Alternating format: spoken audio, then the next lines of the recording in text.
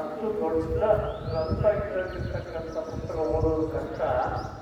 ಆದರೆ ಒಂದು ಕನಕೈದಾಗಿರ್ತಕ್ಕಂಥ ಒಂದು ಚಿಕ್ಕ ಸಂವಿಧಾನ ಇದೆ, ಅದನ್ನು ಅದು ಓದಿದ್ರೆ ಅಲ್ಲಿ ನಮ್ಮ ಹಕ್ಕುಗಳೇನು ಮತ್ತು ನಮ್ಮ ಕರ್ತವ್ಯಗಳೇನು ಅಂತೇಳಿ ಸೂಕ್ಷ್ಮವಾಗಿ ಕೊಟ್ಟಿದ್ದಾರೆ. ಅದು ತಿಳ್ಕೊಳ್ಳೋದು ಬಹಳ ಮುಖ್ಯವಾದ. ಈ ಸಂವಿಧಾನ ತಿಳ್ಕೊಳ್ಳಿಲ್ಲ ಅಂದ್ರೆ ಏನು ಅವಘಡ ಆಗ್ತಾ ಅಂತ ಒಂದು ಎರಡು ಉದಾಹರಣೆ ಕೊಡಿ. ಬಹಳಷ್ಟು ಜನ ಇನ್ನು ಕೆಲವು ಪುಸ್ತಕದಲ್ಲಿ ಪೇಪರ್ನಲ್ಲಿ ಕೂಡ ನಿಮ್ಮ ರಾಷ್ಟ್ರ ಭಾಷೆ ಯಾವುದು ಅಂತ ಕೇಳಿದ್ರೆ ಹಿಂದಿ ಅಂತ ಹೇಳುದು. ಸಂವಿಧಾನದಲ್ಲಿ ರಾಷ್ಟ್ರ ಭಾಷೆ ಅಂತ ಯಾವುದು ಇಲ್ಲೇ ಇಲ್ಲ. ನೀವು ಮೂರ್ಖರಾಗ್ತೀರ, ಯಾಕಂದ್ರೆ ನೀವು ಸಂವಿಧಾನ ಓದಿಲ್ಲ. ಇದ್ರ ಹಿಂದೆ ಒಂದು ಸ್ವಾರಸ್ಯಕರವಾದ ಘಟನೆ ಇದೆ. ನಿಮಗೆ ಅದನ್ನು ಹೇಳಿದ್ರೆ ಇನ್ಯಾವತ್ತು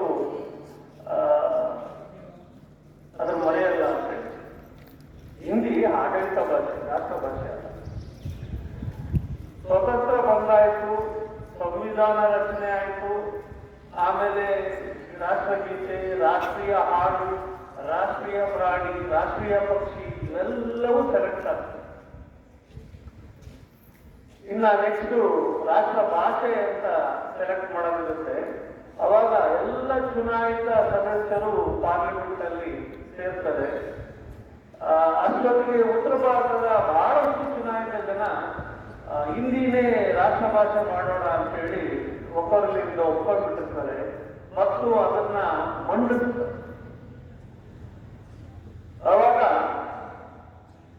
ಅಣ್ಣಾದುರೈ ಅಂತ ಒಬ್ಬ ತಮಿಳುನಾಡಲ್ಲಿ ಹಿಂದಿ ಅಕ್ಸೆಪ್ಟ್ ಮಾಡೋದಿಲ್ಲ, ಗೊತ್ತಿದೆ ನಿಮಗೆ. ಹಿಂದಿ ಬಹಳ ಪೂರ್.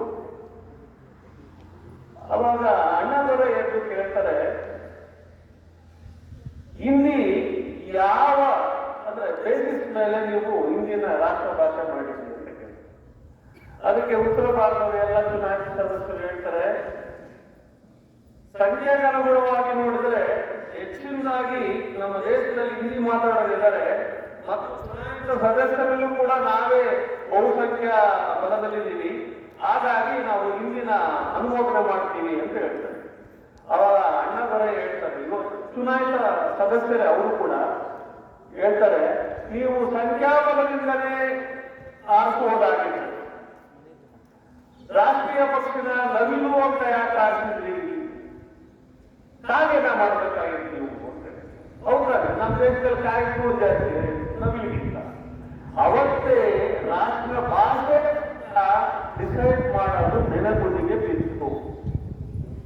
ಇಲ್ಲಿವರೆಗೂ ರಾಷ್ಟ್ರ ಭಾಷೆನ ಫೈನಲ್ ಮಾಡಿಲ್ಲ, ಆಡಳಿತ ಭಾಷೆ ಅಂತ ನೀವು ಹೇಳ್ಬೋದು. ಎರಡನೇದು, ನಮಗೆ ಸಿಕ್ಕಂತ ಹಕ್ಕುಗಳ ಮೇಲೆ ನಮಗೆ ಜ್ಞಾನ ಇಲ್ಲ ಅಂತ ತಪ್ಪೇನಾಗುತ್ತೆ ಅಂತ ಒಂದು ಸಣ್ಣದರದೊಳಗೆ ಹೇಳಬೇಕಂದ್ರೆ 2022ರಲ್ಲಿ ಒಬ್ಬ ಅಭ್ಯರ್ಥಿ IAS ಅಲ್ಲಿ ಬಹಳಷ್ಟು ಅಂದ್ರೆ ಹೆಚ್ಚಿನ ಮಾರ್ಕ್ಸ್ ತಗೊಳ್ತಾನೆ. ಆದರೆ ಅವನಿಗಿಂತ 1-2% ಕಡಿಮೆ ಇರೋ ಅಭ್ಯರ್ಥಿ ಸೆಲೆಕ್ಟ್ ಆಗ್ತಾನೆ, ಇವನು ಸೆಲೆಕ್ಟ್ ಆಗಲ್ಲ. ಯಾಕಾಗಲ್ಲ ಅಂತ ಹೇಳಿದ್ರೆ ಸಂವಿಧಾನದಲ್ಲಿ ಒಂದು ಮಾತಿದೆ, ಎಕನಾಮಿಕಲಿ ವೀಕರ್ ಸೆಕ್ಷನ್ ಅಂತ ಒಂದು. ಆ ಸರ್ಟಿಫಿಕೇಟ್ ಏನಾರ ಆ ವ್ಯಕ್ತಿ ಹತ್ರ ಇದ್ದಿದ್ರೆ ಅವನು ಕರೆಕ್ಟ್ ಆಗಿರ್ತಿದ್ದ, ಅವನು IAS ಆಗಿ DC ಏನೋ ಆಗಿರ್ತಿದ್ದ. ಆದ್ರೆ ಅವನ ಕೈಯಲ್ಲಿ ಅವನು EWS ಸರ್ಟಿಫಿಕೇಟ್ ಇಲ್ಲದ ಕಾರಣಕ್ಕೆ ಅವನ ಕ್ಯಾಂಡಿಡೇಟ್ ರಿಜೆಕ್ಟ್ ಆಗಿದೆ. ಯಾಕೆ ಹೇಳ್ತೀನಿ ಅಂದ್ರೆ, ಕೆಲವು ಹಕ್ಕುಗಳು ನಮ್ಮ ಕರ್ತವ್ಯಗಳು ಏನು ಅಂತ ತಿಳ್ಕೋಬೇಕಾದ್ರೆ ನಾವು ಕನ್ಸೈಸ್ ಫಾರ್ಮಲ್ ಇರ್ತಕ್ಕಂಥ ಕಾನ್ಸ್ಟಿಟ್ಯೂಷನ್ ಓದೋದು ಬಹಳ ಮುಖ್ಯವಾಗಿರುತ್ತೆ. ಈಗಂತೂ ಎಲ್ಲಾ ಭಾಷೆಯಲ್ಲಿ ಅದನ್ನ ತರ್ಜುಮೆ ಮಾಡಿ. ಇದನ್ನ ಒಂದಿಷ್ಟು ಇತಿಹಾಸ ಅಂತ ತೆಗೆದುಕೊಂಡು ನೋಡೋಣ, ಮಕ್ಕಳಿಗೆಲ್ಲ ಓದಿ ಓದಿದ್ದೀರಾ ನೀವು ಸೋಷಿಯಲ್ ಕ್ರೆಡಿಟ್, ಈ ಸೋಷಿಯಲ್ ಕ್ರೆಡಿಟ್ ಅಲ್ಲಿ ಹೇಳ್ಕೊಡ್ತಿದ್ದಾರೆ. ಈ ಸಂವಿಧಾನ ರಚನೆ ಹೇಗಾಯಿತು? ಸಿಂಪಲ್ ಆಗಿ ಒಂದಿಷ್ಟು 1946ನೇ ಇಸ್ವಿ, 45ನೇ ಇಸ್ವಿಲಿ ಕರೆಕ್ಟ್ ಆಗಿ ಹೇಳ್ಬೇಕಂದ್ರೆ ಎರಡನೇ ಮಹಾಯುದ್ಧ ಸೋತ ಮೇಲೆ ಬ್ರಿಟಿಷರು ನಿರ್ಧಾರ ಮಾಡಬೇಕು ಸ್ವಾತಂತ್ರ್ಯ ಕೊಡಬೇಕು ಅಂತೇಳಿ. ಅದಕ್ಕೋಸ್ಕರ ಭಾರತಕ್ಕೋಸ್ಕರ ಒಂದು ಬೇರೆ ನ್ಯೂ ಪಾಲಿಸಿನ ಫಾರ್ಮ್ ಮಾಡ್ತಾರೆ ಹೊಸ ಗೌರ್ಮೆಂಟ್ UK-ಯಲ್ಲಿ. ನಾವು ಸ್ವತಂತ್ರ ಕೊಡ್ತೀವಿ, ನಿಮ್ಮ ಸಂವಿಧಾನ ನೀವು ರಚನೆ ಮಾಡ್ಕೊಳ್ಳಿ ಅಂತ ಹೇಳ್ತಾರೆ. ಅವಾಗ ಎಲ್ಲರೂ ಒಟ್ಟಾಗಿ ಸೇರಿ ಅವಾಗಿನ ಕಾಲದ ನಾಯಕರು ಬಾಬಾ ರಾಜೇಂದ್ರ ಪ್ರಸಾದ್ ಅವ್ರನ್ನ ಅಧ್ಯಕ್ಷತೆ ಮಾಡ್ತಾರೆ. ಅದು ಟೋಟಲ್ ಸಂವಿಧಾನ ರಚನೆಗೆ ಅಧ್ಯಕ್ಷರು. ಅದರಲ್ಲಿ ಮತ್ತೆ ಸಬ್ ಕಮಿಟಿಗಳು ಇರ್ತವೆ. ಅಂಥದ್ರಲ್ಲಿ ಕರಡು ಏನದು ಮಾಡ್ತಕ್ಕಂಥ ಇದಕ್ಕೆ ಬಾಬಾ ಸಾಹೇಬ್ ಅಂಬೇಡ್ಕರ್ನ ಅಧ್ಯಕ್ಷ ಕರಡು ಸಮಿತಿ. ಇದು ಈ ಬರವಣಿಗೆ ಡಿಸೆಂಬರ್ 9, 1946 ಸ್ಟಾರ್ಟ್ ಆಗುತ್ತೆ ಮತ್ತು 2 ವರ್ಷ 11 ತಿಂಗಳು 17 ದಿವಸ ತಗೊಳ್ಳುತ್ತೆ ಈ ಸಂವಿಧಾನ. ಮಕ್ಕಳ ಹೆಸರುಗಳಲ್ಲಿ 2 ವರ್ಷ 11 ತಿಂಗಳು 17 ದಿವಸ. ಆ ಸಂವಿಧಾನ 1,17,369 ಪದಗಳನ್ನ ಒಳಗೊಂಡಿದೆ. ಎಷ್ಟು? 1,17,369 ಪದಗಳನ್ನು ಒಳಗೊಂಡಿದೆ. ಇದು ಸಂವಿಧಾನ ಕಥೆ ಪುಸ್ತಕ ಕಾದಂಬರಿನ ಬರೆಯೋದಕ್ಕೆ ಅದಕ್ಕೆ ಆದ ಒಂದು ರಿಸರ್ಚ್. ಬಾಬಾ ಸಾಹೇಬ್ ಅಂಬೇಡ್ಕರ್ ಅವರು ಬಹಳಷ್ಟು ಅವರಿಗೆ ಕಾಲಕ್ಕೆ ಆಲ್ರೆಡಿ ಇರ್ತಕ್ಕಂಥ ಸಂವಿಧಾನಗಳು, ದೊಡ್ಡ ದೊಡ್ಡ ರಾಷ್ಟ್ರಗಳ ಸಂವಿಧಾನಗಳನ್ನೆಲ್ಲ ನಮ್ಮಲ್ಲಿ ಮುಂದೆ ಅಡಪಟ್ಟು ಅದರಲ್ಲಿ ನಮ್ಮ ದೇಶಕ್ಕೆ ಬೇಕಾದಂತ ಒಳ್ಳೆ ಅಂಶಗಳನ್ನೆಲ್ಲ ತೆಗೆದು ನಮ್ಮ ಸಂವಿಧಾನಕ್ಕೆ ಸೇರಿಸ್ತಾರೆ. ಅದಕ್ಕೆ 2 ವರ್ಷ 11 ತಿಂಗಳು ಮತ್ತು ಎಷ್ಟು 17. ಅದು ಏನು ರೀತಿ ఎంత ಅಂಶಗಳು ಅಂತ ಕಾಣ್ತಾರೆ ಅಂದ್ರೆ ನಿಮಗೆ ಗೊತ್ತಿರಬೇಕು. 1719 ಅಮೆರಿಕದಲ್ಲಿ ಒಂದು ಕ್ರಾಂತಿ ಆಯಿತು. ಸೋಷಿಯಲ್ ಕ್ರೆಡಿಟ್ ತಂದಿದ್ರ 1790 ಅಮೆರಿಕನ್ ರೆವಲ್ಯೂಷನ್. ಏನಿತ್ತಲ್ಲಿ? ಸರ್ವರಿಗೂ ಸಮಪಾದವಂತ ಅಕ್ಕಿ ಅದನ್ನ ತಗೋತಾರೆ. ಆಮೇಲೆ 1721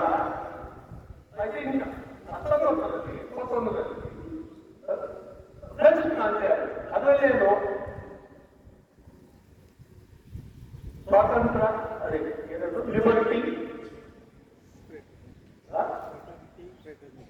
fraternity and equality. Liberty, equality and fraternity ಅನ್ನೋ 3 ಅಂಶ. ಮೂರನೇದು 1909 ಏನೋ ಇಸ್ವಿ ಅಂತ ಹೇಳ್ಬೇಕಂದ್ರೆ ರಷ್ಯನ್ ಕ್ರಾಂತಿ ಆಗುತ್ತೆ. ಅದರಲ್ಲೇನು ಹೇಳ್ತಾರೆ, ಪ್ರತಿ ಪ್ರಜೆಯು ತನ್ನ ಶಕ್ತಿಗೆ ಅನುಗುಣವಾಗಿ ಸರ್ಕಾರಕ್ಕೆ ಕೆಲಸ ಮಾಡಬೇಕು, ದೇಶಕ್ಕೆ ಕೆಲಸ ಮಾಡಬೇಕು ಮತ್ತು ಪ್ರತಿ ವ್ಯಕ್ತಿಯು ತನ್ನ ಅಗತ್ಯಕ್ಕೆ ತಕ್ಕಷ್ಟು ಪಡ್ಕೋಬೇಕು ಅನ್ನೋ ಇದನ್ನು ಸೇರಿಸುತ್ತಾರೆ. ಇದಾದ್ಮೇಲೆ 1948 ಮಾನವ ಹಕ್ಕುಗಳ ರಕ್ಷಣೆ ಆ ಪಾಯಿಂಟು ಸೇರುತ್ತೆ ಸಂವಿಧಾನದಲ್ಲಿ. ಮತ್ತು ನಮ್ಮ ದೇಶ ಕಾಶ್ಮೀರದಿಂದ ಕನ್ಯಾಕುಮಾರಿವರೆಗೂ ನಾನಾ ಧರ್ಮಗಳು, ನಾನಾ ಜಾತಿಗಳು, ನಾನಾ ಭಾಷೆಗಳು ವೈವಿಧ್ಯವಾಗಿರೋದ್ರಿಂದ ಪ್ರತಿ ಒಂದನ್ನು ಅದರಲ್ಲಿ ಅಂಶನ ಸೇರಿಸ್ತದೆ. ಪ್ರತಿಯೊಬ್ಬರಿಗೂ ನ್ಯಾಯ ಒದಗಿಸಬೇಕು ಅಂತ. ಅದರ ಜೊತೆಗೆ 1700 ಸುತ್ತಮುತ್ತ ಅಪಾರ ಒಬ್ಬ ಕವಿ ತೆಲುಗಲ್ಲಿ ಒಂದು ಕವನ ಬರೋದಿಲ್ಲ. ಅದನ್ನೂ ಕೂಡ ಕನ್ಸಿಡರ್ ಮಾಡ್ತಾರೆ ಅಂಬೇಡ್ಕರ್ ಅವರು. ದೇಶమంటే మట్టి కాదు, దేశమంటే పట్టి కాదు, దేశమంటే మనుషులురా. ಅಂದ್ರೆ ದೇಶ ಅಂದ್ರೆ ಒಂದು ಭೂಭಾಗ ಅಲ್ಲ. ಈಗ ನೀವು ದೇಶ ಅಂದ್ರೆ ಬಿಡಿಸ್ಬಿಡ್ತೀರ, ಅದು ದೇಶ ಅಲ್ಲ. ಅದು ಒಂದು ಪೀಸ್ ಆಫ್ ಲ್ಯಾಂಡ್. ಅಲ್ಲಿ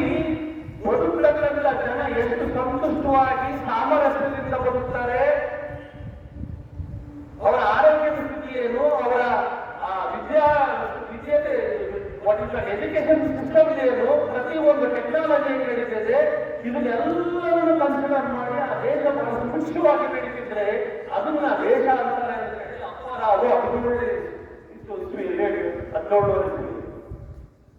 ಅದಕ್ಕೆ ಇನ್ನೊಬ್ಬರು ಇತಿಹಾಸಕಾರರು ತತ್ವಜ್ಞಾನಿಗಳು ಮಾತಾಡ್ತಾರೆ. ನಿಮ್ಗೆ ಬಹಳ ಆಶ್ಚರ್ಯವಾಗಬಹುದು. ನಾವು ದೇಶ ಅನ್ಬಾರ್ದು, ಭಾರತ ದೇಶ ಅನ್ಬಾರ್ದು.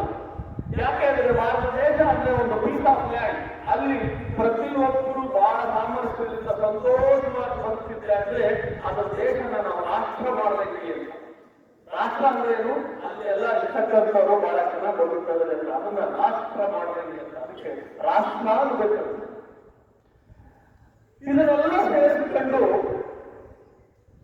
ಸಂವಿಧಾನ ಮಾಡ್ತಾರೆ. ಅದು ನವೆಂಬರ್ 26 ಮುಗಿಯುತ್ತೆ. ಅದನ್ನು ನಿಮಗೆ ಗೊತ್ತಿದೆ, ಸಂವಿಧಾನ ದಿವಸ ಅಂತ ಹೇಳಿ 2015ರಲ್ಲಿ ಪ್ರಧಾನಿ ನರೇಂದ್ರ ಮೋದಿ ಅವರು ಅದನ್ನ ಸಂವಿಧಾನ ದಿವಸ ಅಂತ ಡಿಕ್ಲೇರ್ ಮಾಡ್ತಾರೆ. ಅಲ್ಲಿ ತನಕ ಅದು ಲಾಡೇ ಅಂತ ಇರುತ್ತೆ, ಲಾಡೇ ಅಂತ ಇರುತ್ತೆ. ಯಾಕಂದ್ರೆ ಸಂವಿಧಾನ ಅಂದ್ರೆ ಅದನ್ನು ಸಂವಿಧಾನ ದಿವಸ ಅಂತ ಯಾಕೆ ಮಾಡ್ತಾರೆ ಅಂದ್ರೆ ಆ ವರ್ಷ ಅಂಬೇಡ್ಕರ್ ಅವರ 150ನೇ ಜನ್ಮದಿನಾಚರಣೆ ವರ್ಷ. ಅದಕ್ಕೋಸ್ಕರ ಅವರು ನೆನಪಿಸಿ ಗೌರವಕ್ಕೋಸ್ಕರ ಅದನ್ನ ಸಂವಿಧಾನ ದಿವಸ ಅಂತ ಮಾಡಿ. ನೀವು ಈ ಮಕ್ಕಳಿಗೆ ಒಂದು ಪ್ರಶ್ನೆ ಹುಟ್ಟಬಹುದು, ಮತ್ತೆ ನವೆಂಬರ್ 26 ಸಂವಿಧಾನ ದಿವಸ ಅಂದ್ರೆ ಅವತ್ತಿನ ದಿವಸನೇ ಗಣರಾಜ್ಯೋತ್ಸವ ಯಾಕೆ ಮಾಡಬಾರದು? ಅವತ್ತೇ ಸೆಲೆಬ್ರೇಟ್ ಮಾಡಿಕೊಡುವುದಾಯ್ತಲ್ಲ, ಮತ್ತೆ ಜನವರಿ 26 ಬಂದ್ರಿ ಅಂತ ಹೇಳಿ. ಅದಕ್ಕೆ ಒಂದು ಸಣ್ಣ ಇತಿಹಾಸ ಇದೆ. 1930ರಲ್ಲಿ ಅವಾಗಿನ ಕಾಲದಲ್ಲಿ ಏನು ನಮ್ಮ ಸ್ವಾತಂತ್ರ್ಯಕ್ಕೋಸ್ಕರ ಚಳವಳಿ ನಡೀತಿತ್ತು, ಅವಾಗ 1930 ಜನವರಿ 26 ಪೂರ್ಣ ಸ್ವರಾಜ್ ಅಂತ ಒಂದು ಘೋಷಣೆ ಮಾಡ್ತಾರೆ. ಸಿವಿಲ್ ಡಿಸೋಬಿಡಿಯನ್ಸ್ ಅಂತ ಹೇಳಿ ಮೂವ್ಮೆಂಟ್ ಸ್ಟಾರ್ಟ್ ಆಗುತ್ತೆ. ಆ ಒಂದು ಸವಿನೆನಪಿಗೋಸ್ಕರ ಎಲ್ಲ ನಾಯಕರು ಹೇಳ್ತಾರೆ, ಒಂದು 2 ತಿಂಗಳು ತಡೀರಿ, ಜನವರಿ 26 ಗಣರಾಜ್ಯೋತ್ಸವ ಮಾಡಿಬಿಡೋಣ. ಅದಕ್ಕೋಸ್ಕರ ನವೆಂಬರ್ 26 ಜನವರಿ 26 ತನಕ ಪೋಸ್ಟ್ಪೋನ್ ನಾವು ಮತ್ತು ಜನವರಿ 26 ಗಣರಾಜ್ಯೋತ್ಸವ ಅಂತ. ಇದು ಇತಿಹಾಸ. ಇಲ್ಲಿ ಇಂಥ ನಮ್ದು ಈ ಪ್ರಪಂಚದಲ್ಲಿ ಅತಿ ದೊಡ್ಡ ಲಿಖಿತ ಸಂವಿಧಾನ, ಅತಿ ದೊಡ್ಡ ಲಿಖಿತ ಸಂವಿಧಾನ ಬೇರೆ ಯಾವ ದೇಶದಲ್ಲೂ ಇಲ್ಲ. ದೊಡ್ಡ ಲಿಖಿತ ಸಂವಿಧಾನ ಎಲ್ಲವನ್ನೂ ಒಳಗೊಂಡಿದೆ. ಆದರೆ ಕೆಲವು ರಾಷ್ಟ್ರಗಳು ಅವರಲ್ಲೇ ಇರತಕ್ಕಂಥ ಒಬ್ಬ ಪ್ರೈವೇಟ್ ಆರ್ಗನೈಸೇಷನ್ಗಳು ಒಂದು ಸರ್ವೆ ಅಂತ ಮಾಡಿ ನಮ್ಮ ಸೆಕ್ಯುಲರಿಸಮ್ನ ಕ್ವಶನ್ ಮಾಡ್ತಾರೆ, ನಮ್ಮ ಪ್ರಜಾಪ್ರಭುತ್ವ ವ್ಯವಸ್ಥೆನ ಪ್ರಶ್ನೆ ಮಾಡ್ತಾರೆ. ಒಂದು ಇನ್ನೊಂದು ಇದೆ, ಒಂದು ವಿಎಂ ಅಂತ ಹೇಳಿ ಒಂದು ಸಂಸ್ಥೆ ಇದೆ ಸ್ವೀಡನ್ ನಲ್ಲಿ. ಅದು ಪ್ರತಿ ವರ್ಷ ಎಲ್ಲ ದೇಶಗಳ ಈ ಪ್ರಜಾಪ್ರಭುತ್ವನ ನಡೆಸ್ತದ ಅಥವಾ ನಡೆಸೋದಲ್ಲ, ರ್ಯಾಂಕಿಂಗ್ ಕೊಡ್ತಾರೆ. ಅಂಥದ್ರಲ್ಲಿ ಅವರು ಮಾಲ್ಡೀವ್ಸ್ನ 72 ರ್ಯಾಂಕ್ ಕೊಟ್ಟಿದ್ದಾರೆ, ಸ್ವೀಡನ್ನ 32 ರ್ಯಾಂಕ್ ಕೊಟ್ಟಿದ್ದಾರೆ ಪ್ರಜಾಪ್ರಭುತ್ವ ಸೆಕ್ಯುಲರಿಸಮ್. ಆಮೇಲೆ ನಮ್ಮ ದೇಶದ 132ನೇ ರ್ಯಾಂಕ್ ಕೊಟ್ಟಿದ್ದಾರೆ. ಅರ್ಜೆಂಟೈನಾ 175 ಅಂತ ಕೊಟ್ಟಿದ್ದಾರೆ. ನೋಡಿ, ಈ ಒಂದಿಷ್ಟು ನಾವು ಗಮನ ಹರಿಸಬೇಕು. ಅದು ಮೀಡಿಯಂ ಅಂತೇಳಿ ಒಂದಿದೆ, ಆಮೇಲೆ GSR ಅಂತೇಳಿ ಒಂದು ಪ್ಯಾರಿಸ್ ಅಲ್ಲಿದೆ, ಮತ್ತೆ ಫ್ರೀಡಮ್ ಹೌಸ್ ಅಂತ ಹೇಳಿ ಒಂದು ಅಮೆರಿಕದಲ್ಲಿದೆ. ಈ 3 ಸಂಸ್ಥೆಗಳು ಈ ರೀತಿ ಮಾಡ್ತಾ ಇರ್ತಾರೆ. ಆದ್ರೆ ಈ ಸತ್ಯನ ಅರ್ಥ ಬೇಕಂದ್ರೆ ನೀವು ಮಾಲ್ಡೀವ್ಸ್ ಬಗ್ಗೆ ಒಂದಿಷ್ಟು ಆ ಕಾನ್ಸ್ಟಿಟ್ಯೂಷನ್ ಓದ್ತೀವಿ. ಅಲ್ಲಿ ಆದರೆ ಇಸ್ಲಾಮಿಕ್ ದೇಶ ಅಂತ ಮಾಡಿಬಿಟ್ಟಿದೆ. ಪ್ರಜಾಪ್ರಭುತ್ವ ಅನ್ನೋದು ಇಲ್ಲಿ ಪ್ರಜಾಪ್ರಭುತ್ವ ಇರುತ್ತೋ ಅಲ್ಲಿ ರಿಲಿಜಿಯನ್ಗೆ ಅವಕಾಶ ಇದೆ, ವೆರಿ ಕ್ಲಿಯರ್. ಯಾಕಂದ್ರೆ ಯಾವುದೇ ದೇಶದಲ್ಲಿ ಒಂದೇ ಧರ್ಮದವರು ಬರುತ್ತಿಲ್ಲ, ಮಿಕ್ಸ್ಚರ್ ಆಫ್ ಧರ್ಮಗಳು ಇರ್ತಾರೆ. ಹಾಗಾಗಿ there should not be a intervention of religion in governance. But ಅಲ್ಲೇನಾಗ್ತಿದೆ, ಅಲ್ಲಿ ನೀವೇನಾದ್ರೂ ಮಾಲ್ಡೀವ್ಸ್ಗೆ ಹೋಗಿ ಅಲ್ಲೇ ಕೆಲಸ ಮಾಡಿದ್ರು ಕೂಡ ನಿಮಗೆ ಪರ್ಮನೆಂಟ್ ಸಿಟಿಜನ್ಶಿಪ್ ಕೊಡೋದಕ್ಕೆ ಬರೋದಿಲ್ಲ. ಮತ್ತು ಅಲ್ಲಿ ಇನ್ನೂ ಮಜಾ ಹೇಳ್ತೀನಿ, ಅದು ಮುಸ್ಲಿಂ ಇಸ್ಲಾಮಿಕ್ ಕಂಟ್ರಿ ಅಂತ ಮಾಡ್ಬಿಟ್ಟವರೆ. ಅದ್ರ ಜೊತೆಗೆ ನೀವು ಅದರಲ್ಲಿ ಮತ್ತೆ ಮುಸ್ಲಿಮ್ ಅಂತ ಹೋಗಲ್ಲ. ಅಲ್ಲಿ ಯಾರಾದ್ರೂ ಜಡ್ಜ್ ಅಪಾಯಿಂಟ್ಮೆಂಟ್ ಮಾಡ್ಕೋಬೇಕಂದ್ರೆ ಅವರು ಸುನ್ನಿ ಸಮುದಾಯಕ್ಕೆ ಸೇರಿರ್ಬೇಕು, ಮತ್ತೆ ಶಿಯಾ ಸೇರಿದ್ರೆ ಆಗಲ್ಲ. ಇದು ಪ್ರಜಾಪ್ರಭುತ್ವ ವ್ಯವಸ್ಥೆಗೆ ಇದು ಇಲ್ಲ. ನಮ್ಮ ದೇಶದಲ್ಲಿ ಎಷ್ಟದು ಲೆಕ್ಕ. ನಮ್ಮ ದೇಶದಲ್ಲಿ ಈಗ ಇನ್ನೊಂದು ಬರೋಣ, ಸ್ವೀಡನ್ ಅಂತ ಹೇಳಿ ಹೋದೆ ಅಂದ್ರೆ ಸ್ವೀಡನ್ ಅಲ್ಲಿ ಏನಾಗುತ್ತೆ, ಅಲ್ಲಿ ಒಬ್ಬ ರಾಜ ಮನೆತನ ಇದ್ದಂಗೆ ನಮ್ಮ ರಾಷ್ಟ್ರಪತಿ ಲೆವೆಲ್ ಒಂದು ಮನೆತನ ಒಬ್ಬ ವ್ಯಕ್ತಿ ಇರ್ತಾನೆ, ಅವನು ಆರಿಸ್ತಾರೆ. ಬಟ್ ಅವನು ಏನಪ್ಪಾ ಅಂದ್ರೆ ಆರ್ಥೋಡಾಕ್ಸ್ ಲುಥರನ್ ಚರ್ಚಿನ ಅನುಯಾಯಿ ಆಗಿರ್ಬೇಕು ಹೊರತು ಇಲ್ಲಾಂದ್ರೆ ಮಾಡಕ್ ಹೋಗಲ್ಲ. ಮತ್ತೆ ಬೇರೆ ಚರ್ಚ್ ಆಗಲ್ಲ. ಆರ್ಥೋಡಾಕ್ಸ್ ಲುಥರನ್ ಚರ್ಚಿನ ಅನುಯಾಯಿ ಆಗಿದ್ರೆ ಮಾತ್ರ ಅವನು ಮೊರಾರ್ಚಿಗೆ ಒಳಪಡ್ತಾನೆ, ಅವನು ಡೈರೆಕ್ಟ್ ಮಾಡ್ಬೋದು. ಮತ್ತು ಮಜಾ ಹೇಳ್ಬೇಕಂದ್ರೆ ಆ ವ್ಯಕ್ತಿಯ ಮನೆಯಲ್ಲಿ ಯಾರು ಮದುವೆ ಆಗಬೇಕು ಅನ್ನೋದಾದ್ರೆ ಆ ಸಂಸತ್ತಿನ ಪರ್ಮಿಷನ್ ತಗೋದು. ನೋಡಿ ಎಂತ ಸಮಾಜ. ಅತಿ ಉನ್ನತ ಹುದ್ದೆಯಲ್ಲಿರ್ತಕ್ಕಂಥವ್ರು ಮದುವೆ ಆಗ್ಬೇಕಂದ್ರೆ, ಯಾಕಂದ್ರೆ ಅವರು ಮತ್ತೆ ಆರ್ಥೋಡಾಕ್ಸ್ ಬಿಟ್ಟು ಬೇರೆ ಯಾರನ್ನ ಮದುವೆ ಆದವರು ಅಂತ ಒಂದು ರಿಸ್ಟ್ರಿಕ್ಷನ್. ಇದು ಪ್ರಜಾಪ್ರಭುತ್ವದಲ್ಲಿ ಈಗ ಇರಂಗಿಲ್ಲ. ಅಂಗಡಿ ಲೆಕ್ಕ ಹಾಕಿದ್ರೆ ನೀವು ನಮ್ಮ ಯುಕೆ ನಿಮ್ಗೆ ಬಹಳ ಚೆನ್ನಾಗಿ ಓದಿದೆ. ಯುನೈಟೆಡ್ ಕಿಂಗ್ಡಮ್ ಅಲ್ಲಿ ಕಿಂಗ್ ಚಾರ್ಲ್ಸ್ ಬರ್ತಾ ಇದ್ದಾರೆ. ಅವರಿಗೆ ಯಾವ ಬೆಳೆಗಳೇ ಇಲ್ಲ. ಅವರೇನು ತಪ್ಪು ಮಾಡಿದ್ರು ಕಾನೂನು ಅವ್ರಿಗೆ ಅಪ್ಲೈ ಆಗಲ್ಲ. ಅದೇ ಅರ್ಜೆಂಟೇನಿಯಾ ದೇಶ ತಗೊಂಡ್ರೆ ಅದನ್ನ 82-83 ರ್ಯಾಂಕ್ ಹೇಳ್ತಾರೆ. ಅಲ್ಲಿ ಗೌರ್ನಮೆಂಟೇ ಧರ್ಮನ ಪ್ರಸಾರ ಮಾಡಿ. ನಾನು ಯಾಕೆ ಇಷ್ಟು 4 ದೇಶಗಳ ಬಗ್ಗೆ ಹೇಳ್ತೇನೆ, ನಮ್ಮ ಭಾರತ ದೇಶದಲ್ಲಿ ಯಾರೇ ಒಬ್ಬರು ಕೂಡ ರಾಷ್ಟ್ರಪತಿ ಮುಂಚೆ ಎಲ್ಲ ಹಿಂದೂಗಳಾಗಿದ್ದಾರೆ, ಅವರು ಜ್ಞಾನಿ ಸಿಂಗ್ ಆಗಿದ್ದಾರೆ, ಸಿಖ್ರು ಆಗಿದ್ದಾರೆ, ಮುಸ್ಲಿಂ ಕಲಾಂ ಆಗಿದ್ದಾರೆ. ಇವತ್ತು ಆದಿವಾಸಿ ಜನಾಂಗದ ಮುರ್ಮು ಮೇಡಮ್ ನಮ್ಮಲ್ಲಿ ಯಾವ ಜಾತಿ ಧರ್ಮ ಅನ್ನೋದಲ್ಲೇ ಉನ್ನತ ಮಟ್ಟಕ್ಕೆ ನಾವು ಹೋಗಬಹುದು. That is the beauty of Indian democracy ಅಂತ. ಇದು ಬೇರೆ ಎಷ್ಟೋ ದೇಶದಲ್ಲಿ ಕಾಣಿಸುತ್ತೆ. ನಮ್ಮ ದೇಶದಲ್ಲಿ ಒಬ್ಬ ಛತ್ರಿ ಓದಿಯನ ಮಗ ಕೂಡ IAS ಆಫೀಸರ್ ಆಗ್ಬೋದು.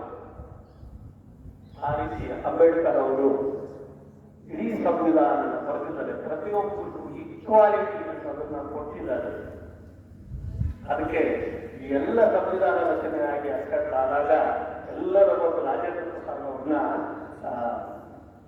ಅಪ್ರಿಷಿಯೇಟ್ ಮಾಡಿ ಬಹಳ ಬೇಗ ಮುಗಿಸಿದ್ರಿ ನೀವು, ಥ್ಯಾಂಕ್ಸ್ ಅಂತ ಹೇಳಿ. ಆದರೆ ರಾಜೇಂದ್ರ ಪ್ರಸಾದ್ ಅವರು ಹೇಳ್ತಾರೆ, ದಯವಿಟ್ಟು ಹೇಳ್ತೀನಿ, ಇದರಲ್ಲಿ ನನ್ನ ಪಾತ್ರ ಅಂತ ದೊಡ್ಡದು ಏನೂ ಇಲ್ಲ. ಏನೇ ಒಂದು ಕ್ರೆಡಿಟ್ ಹೋಗ್ಬೇಕಾದ್ರೆ ಬಾಬಾ ಸಾಹೇಬ್ ಅಂಬೇಡ್ಕರ್ ಹೋಗಬೇಕು ಅಂತ ಹೇಳ್ತಾರೆ. ಯಾಕಂದ್ರೆ 2 ವರ್ಷ 9 ತಿಂಗಳಿಗೆ ನೀಡಿದ್ದು ನಾನು 11 ತಿಂಗಳು ಪ್ರತಿ ದಿವಸ ಆಲ್ಮೋಸ್ಟ್ 18 ತಾಸು ಕುತ್ಕೊಂಡು ಬರ್ತಿರ್ತಾರೆ. ಅವರ ಕಾಲು ನ್ಯೂರೋಪಾಥಿಕಲ್ ಡಿಸಾರ್ಡರ್ಗೆ ಒಳಗಾಗಿರ್ತದೆ. ಕಾಲು ಎತ್ತಿಡಕ್ಕಾಗದ ಪರಿಸ್ಥಿತಿ ಬಂದಿರುತ್ತೆ ಯಾವಾಗ ಸಂವಿಧಾನದಲ್ಲಿ ಕಂಪ್ಲೀಟ್ ಆಯಿತು. ಇದು ಎಷ್ಟೋ ಜನಕ್ಕೆ ಇದರಲ್ಲಿ ಬರೆಯೋದಿಲ್ಲ. ಅದು ಅಂಬೇಡ್ಕರ್ ಅವರ ಡೆಡಿಕೇಶನ್. ಇಷ್ಟೆಲ್ಲ ಆಗಿ ಈ ದೇಶ ಸಂವಿಧಾನದ ಕಾಯ್ದು ಮತ್ತು ಅದನ್ನ ನಾವು ಫಾಲೋ ಮಾಡ್ಕೊಂತ ಬರ್ತಾ ಇದ್ದೀವಿ. ಬಟ್ ಅವಾಗಿನ ಕಾಲದ ಜನ ದೊಡ್ಡ ವೈದ್ಯರು ಇತ್ತೀಚೆಗೆ ನೋಡಿದಂತ ಕಲಾಂ ಅವರಾಗಲಿ ವಾಜಪೇಯಿ ಅವರಾಗ ಯಾರು ಅಂತ ಹೇಳಿ ನಾವೆಲ್ಲ ಏನ್ ಮಾಡ್ತೀವಿ, ಸಾಮಾನ್ಯ ಜನ what who can get out of the system. ಪ್ರತಿಯೊಬ್ಬರು ಕ್ವಶನ್ ಮಾಡ್ಕೊಂಡು ನಾವು what can we get out of the system, what benefit can we get out of the system. But those people they were there like what can we give to the system, what can we give to the system. Abdul Kalam ಅವರು ನೋಡ್ರಿ, ವಾಜಪೇಯಿ ಅವರು ನೋಡಿ, ವಾಜಪೇಯಿ ಹೋಗ್ಬೇಕಾದ್ರೆ ಒಂದಿಷ್ಟು ಪುಸ್ತಕಗಳು ಬಂದಿದ್ದು ಅವರು ಕೊಟ್ಟ ಕವಿ. ಆಮೇಲೆ ಈ ನಮ್ಮ ಕಲಾಂ ಅವರು ನೋಡಿ ಅವರ ಪ್ರಶಸ್ತಿಗಳು ಪದ್ಮಭೂಷಣ, ಪದ್ಮಶ್ರೀ ಎಲ್ಲ ಮಾಡಿದ್ದು, ಡಾಕ್ಟರೇಟ್ ಅವು ಇವು 1-3 ಜೊತೆ ಡ್ರೆಸ್ಸು, 1000 ಪುಸ್ತಕ. ಇನ್ನು ಉಳಿದಿದ್ದು ಏನು ತಗೊಳ್ಳಿಲ್ಲ, ತಮ್ಮ ಹೆಸರು ಏನು ಮಾಡಿಕೊಳ್ಳಿಲ್ಲ. ಅಂದ್ರೆ ಅವರು ಕೊನೆ ತನಕ ದೇಶಕ್ಕೋಸ್ಕರ ಏನಾರ ಕೊಡೋಣ ಅನ್ನೋ ಕುಟುಂಬದಲ್ಲಿ ಇವು ನಾವೇನಾಗ್ಬಿಟ್ಟಿದ್ವಿ, ನಾವು ಬಹಳ ಸೆಲ್ಫಿಶ್ ಆಗ್ಬಿಟ್ಟಿದ್ವಿ. ನಮಗೇನು ಬೇಕು? ಇಂಥ ಕಷ್ಟಪಟ್ಟು ಈ ಸಂವಿಧಾನ ರಚನೆ ಅನ್ನೋದಕ್ಕಿಂತ ಸ್ವಾತಂತ್ರ್ಯಕ್ಕೋಸ್ಕರ ಹೋರಾಟ ಮಾಡಬೇಕಾದ್ರೆ ಇನ್ನೊಂದ್ಸಲ ಹೇಳ್ಬೋದು ನಾನು. ಕರೆಕ್ಟ್ ಆಗಿ ಅಫಿಷಿಯಲಿ ರೆಕಾರ್ಡ್ ಹೇಳುತ್ತೆ, 30 ಲಕ್ಷ ಜನ ಬಲಿದಾನ ನೀಡಿದ್ದಾರೆ, 30 ಲಕ್ಷ ಜನ ಸತ್ತಿದ್ದಾರೆ. ಅನ್ಅಫಿಷಿಯಲಿ ಹೇಳ್ಬೇಕಂದ್ರೆ 50 ಲಕ್ಷ ಜನ ಸತ್ತಿದ್ದಾರೆ. ಅದಿಷ್ಟು ಜನ ತಮ್ಮ ಜೀವನ ಕಳೆದುಕೊಂಡು ಯಾರಿಗೋಸ್ಕರ ಅನುದಾನ ತಂದ್ಕೊಟ್ರಂದ್ರೆ ನಮ್ಮ ನಿಮ್ಮೆಲ್ಲರಿಗೋಸ್ಕರ. ನಾವ್ಯಾರೋ ಕುಡಿಗಳಲ್ಲ, ಈ ಮುಂದೆ ಬರ್ತಕ್ಕಂಥ ಸಂತತಿ ಸ್ವಾತಂತ್ರ್ಯ ಅನುಭವಿಸ್ಲಿ ಅಂತೇಳಿ. ಆದ್ರೆ ಇವತ್ತು ನಮ್ಮ ದೇಶದಲ್ಲಿ ಏನಾದರೂ ಆದರೆ ನಾವು ಅದನ್ನು ಕಣ್ಣು ನೋಡುವುದಿಲ್ಲ, ಅದನ್ನ ಪ್ರತಿಭಟಿಸುವುದಿಲ್ಲ. ಎಕ್ಸಾಂಪಲ್ ಹೇಳ್ತೀನಿ, ಯಾರೋ ಒಬ್ರು ಟ್ರಾಫಿಕ್ ಅಲ್ಲಿ ವೀಲಿಂಗ್ ಮಾಡ್ತಾ ಹೋಗ್ತಾರೆ, ಸುಮ್ಮನೆ ನೋಡ್ತಾರೆ. ಯಾರೋ ಹೆಣ್ಮಗಳು ಓಡಾಡ್ತಿರ್ತಾರೆ ಬಸ್ಸಲ್ಲೋ ಇನ್ನೊಂದಲ್ಲೋ, ಅವಳನ್ನು ಸುಡಾಯಿಸಿದ್ರು, ಅವಳನ್ನ ಏನೋ ಇಮ್ಯುನೇಟ್ ಮಾಡೋದು ಎಲ್ಲ. ಇದು ನೋಡಿ ಇನ್ನು ಉಳಿದಷ್ಟು ಜನ ಎಲ್ಲ ಸುಮ್ಮನೆ ಇರ್ತಾರೆ, ನಮಗೆ ಯಾಕೆ ಬೇಕಪ್ಪ ಸತ್ತದಲ್ಲಿ ಇನ್ನೂ ಗಲಾಟೆ ಆಗ್ತಿರ್ತದೆ, ನಾವು ಕಲಾ ಬಿಟ್ಕೊಂಡು ಕುತ್ಕೊಂಡ್ಬಿಡ್ತೀವಿ. ಇದು ಸ್ವಾರ್ಥತೆ ಅನ್ನೋದು, ಸ್ವಾರ್ಥತೆಯ ಪರಾಕಾಷ್ಠೆ. ಅದಕ್ಕೆ ಒಬ್ಬ ಕವಿ ಬಹಳ ವರ್ಷ ಹಿಂದೆ ಒಂದು ಕವನ ಬರ್ತದೆ ಹಿಂದಿ ಒಳಗೆ, ಅದು ಹೈಟ್ ಆಫ್ ಫ್ರಸ್ಟ್ರೇಷನ್ ಅಂತ ಹೇಳಿ. ನೀವು ಕನ್ನಡನ ಈ ಕವನ ಬೇರೆ ರೀತಿ ಇಂಟರ್ಪ್ರೇಟ್ ಮಾಡಕ್ ಹೋಗ್ಬೇಕು. ಅದನ್ನು 2 ಲೈನಲ್ಲಿ ಹೇಳ್ತೀನಿ. ಸುನೋ ದ್ರೌಪದಿ वक्त संभालो शस्त्र उठाओ, अभी गोविंदा नहीं आने वाला, गोविंदा नहीं आने वाला। सीता खुद रावण से ललकारो, अभी राम नहीं आने वाला।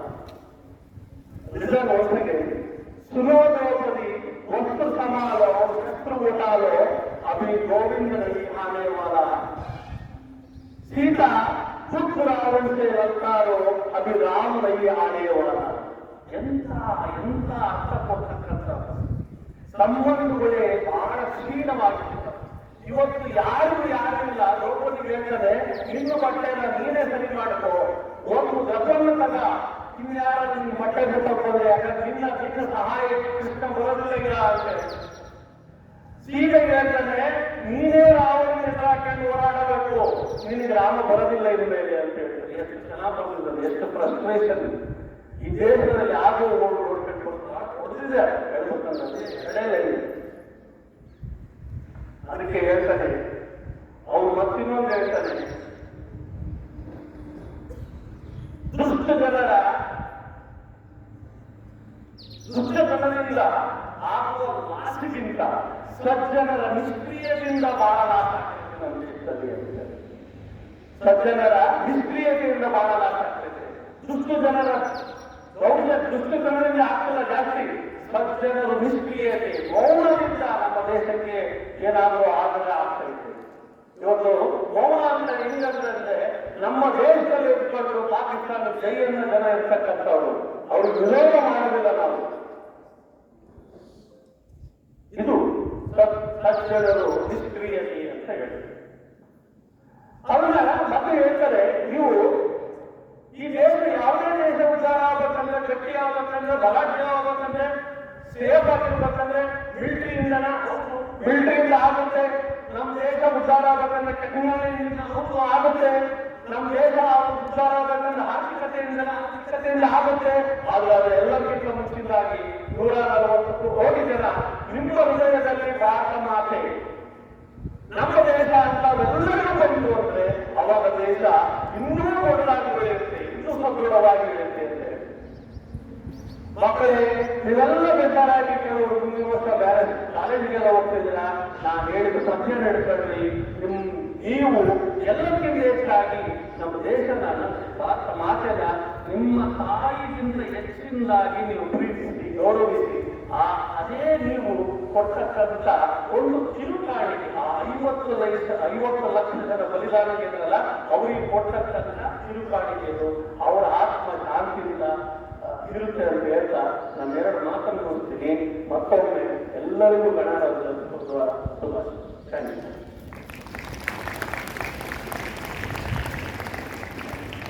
Thank you, sir, for speaking your heart out and in-depth thoughts about the evolution of our constitution and inspiring all of us. Your message has motivated us to become better citizens. Now we are excited to hear the significance of the day by Disha HB of class 9 Akash.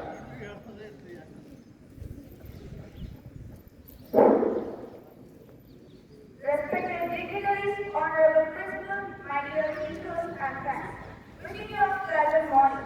Today is not just a date on the calendar, either it is the heartbeat of our nation. Today we are standing still, living the great colors, celebrating the spirit of Republic Day.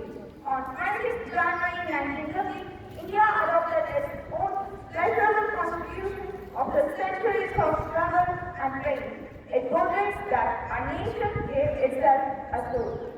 Yes, Constitution of India is a manifest of millions of Indians. And it's even time to remember our countless freedom fighters. Some left life, some left family, some even left their pleasurable hearts and heartbeats. The Constitution of India drafted under the leadership of Dr. B.R. Ambedkar can be considered as a stronger pillar of our democracy. Yes, it grants justice, liberty, equality, equality to every citizen of our nation. Republic Day parade is a symbol of India's strength and unity. It reflects our cultural diversity, military discipline, and national pride. It reminds us we although speak different language, follow different culture and traditions, we beat the same art called India. The responsibility of building a powerful India is now rest on our shoulders. We must not ask what country can do for us. So let us promise today to protect our dignity of our nation and respect our constitution and contribute for our future. Let us namely work hard for our socialist, sovereign, secular, democratic republic country, serve our nation with dignity and together make our India a global leader. Jai Jagat Bharat. Give a big round of applause. Thank you, Disha, for speaking about the significance of the day. Now, I would like to call upon Impana of class 5th Kadamba to address the gathering. Good morning, everyone. Our dignitaries, teachers, and all my dear friends. Today is a very proud and special day to all of us as we celebrate Republic Day of India on 26 January 1950. Our country became republic, which means the people of India got the power to choose their own leaders and lead with freedom, justice, and equality. On this historic day, our Constitution came into effect. The Constitution is the rule book of our nation. It teaches us how to live together with respect and harmony. The chief architect of the Constitution was Dr. B.R. Ambedkar, who worked tirelessly to give every Indian an equal right, no matter who they are. Dear friends, being an Indian is not just an feeling, it is an responsibility. We must always follow rules, stand for justice and unity. Let us promise today to be good citizens and make our India stronger. Jai Hind, Jai Bharat. Thank you. Please give a big round of applause. Thank you, Impana, for your wonderful words. Netaji Subhash Chandra Bose once said, one individual may die for an idea, but that idea will after his death incarnate itself in 1,000 lives. Now, I would like to call upon the students of class 6 to present a patriotic song.